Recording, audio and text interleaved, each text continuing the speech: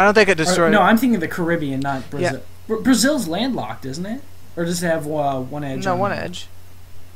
Okay. I believe it was off the coast of some. I believe it's some part. I don't exactly remember. Some part of South America, facing the on the coast of the Atlantic. But while they were crusading over in Western Europe, they themselves sunk their own ship off the coast, and it was figured out later that Shell actually thoroughly cleaned their boats, and that when investigated, it was a thriving marine environment because due to shelter for fish, and it helps spring life. So. Oh wow. So yeah, So I would think that Greenpeace isn't necessarily looking for answers to the problems. They're just looking for problems and beating people over the head with it over and over again. Same with global warming people and Al Gore. Well, it's a big thing, in my opinion, that the leaders of these organizations, like the beginning leaders of these organizations, always start out as these very angry, vibrant, kind of punk-esque leaders. You know, the guys who are rebellious, the guys who have all the answers. They get angry. They are fulfilling people's needs. But then I feel like they kind of grow into it a little more, and then they see, like, well, that's not correct. You know, maybe the way we've been acting isn't getting the message across. It's just kind of hindering our progress. So I think that, like, the leaders who begin the organization are always the best leaders.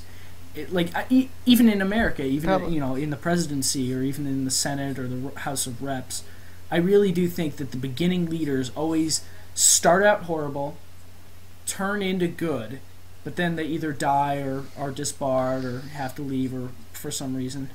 I really do, with my entire heart, I really do believe if somebody were to mimic their ideals and become a leader to those organizations, we would have less issues because people would be more accepting of one another within the confines of whatever the issues may be, whether it be in an organization like Greenpeace or PETA. Or of course, you're believing that people will be attracted to truth. Well, first of all, considering this day and age, tell me tell me something that you're absolutely positive is true outside of your life that has been a major aspect of the century. Nixon didn't do it.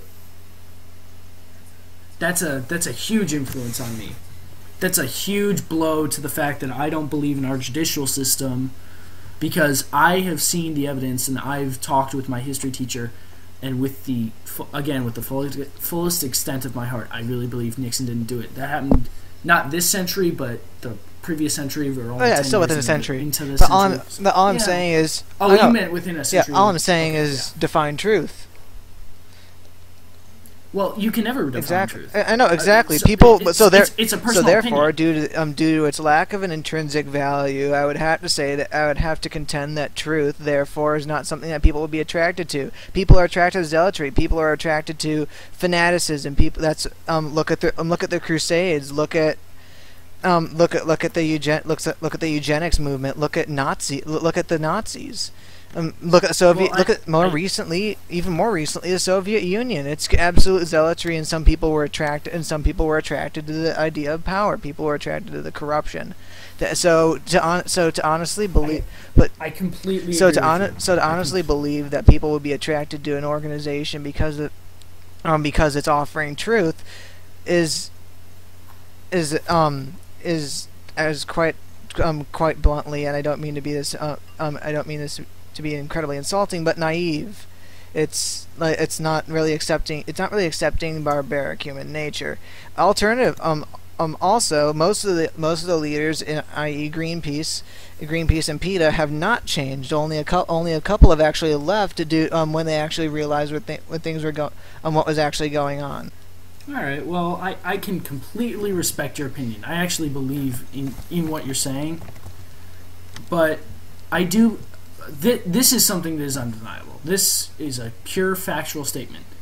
There are people out there, even no matter how minuscule they are, that do want the truth. That it's, I'm just citing a band here, but there's a band called NoFX, and they have a song called "Leaving Jesus Land," And The one it you've been is singing over the very- lunch period for the past. I was singing, yeah.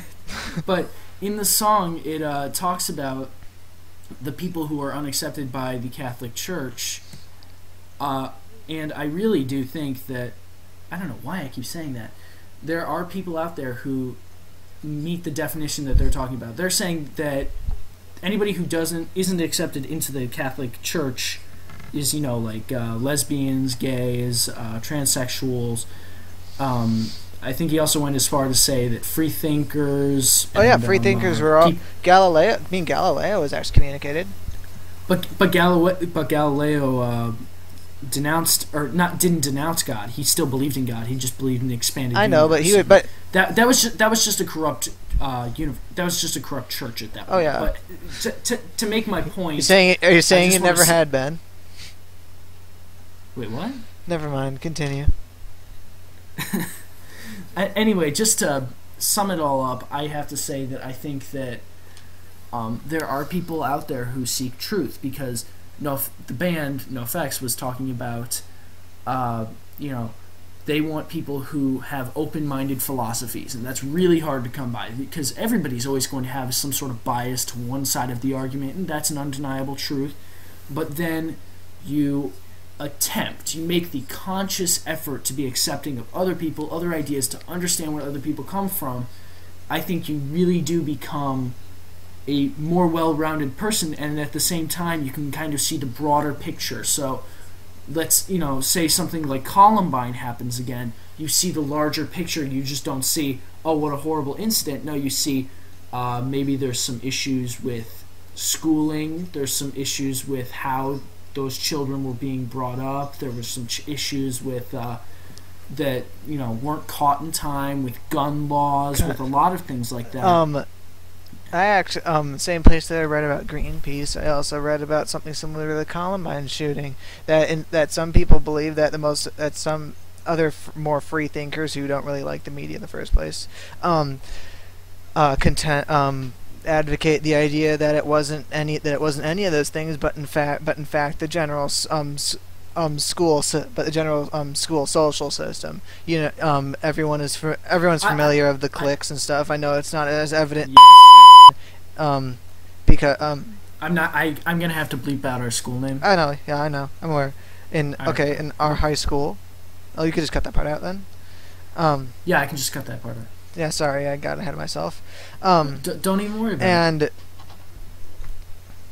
yeah, some people, those particular people would believe that say cliques, bullying, general school system, one that ridicules the intelligent and accepts those with odd values such as school spirit and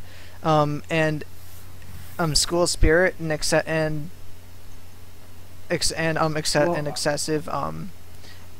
Again, I can say I see where you're coming from. I see the point you're trying to make, and I kind of disagree with you on the basis that I think while there are situations like that, I think it's also based on a lot of different issues. So those children who were in Columbine were probably pretty mentally unstable. There were some gun laws that were kind of bypassed to get those guns, I heard. The school system probably didn't help. But I don't think blame can be set in one place individually. Oh, right. Absolutely. That's the point that should be made. All right, this podcast is kind of running long and running into the ground. So before we end, let's hear some final thoughts. Max?